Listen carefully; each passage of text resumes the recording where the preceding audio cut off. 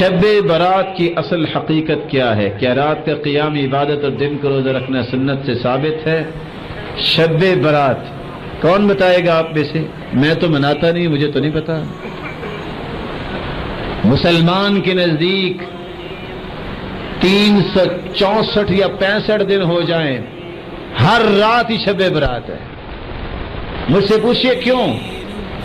ينزل ربنا تبارك وتعالى كل ليلة إلى السماء الدنيا حين يبقى ثلث الليل الآخر۔ ہر رات اللہ رب العزت آسمان دنیا پہ تشریف لاتے ہیں جب رات کا تہائی حصہ باقی رہ جاتا ہے، کیسے؟ جیسے اس کی شان کو لائق۔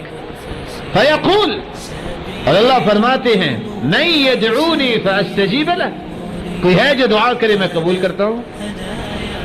من يستغفرني فاغفر له، کوئی ہے جو بخشش طلب کرے میں اس کو معاف کرتا ہوں۔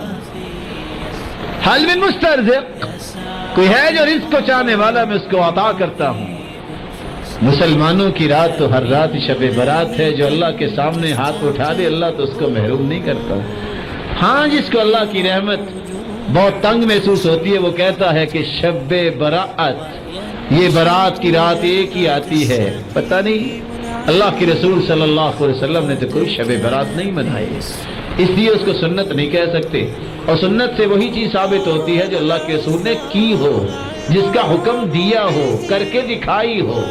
اس لیے اس طرح کی باتوں کا اہتمام کرنا ایک مسلمان کو نہیں، مسلمان کو سنت کا اہتمام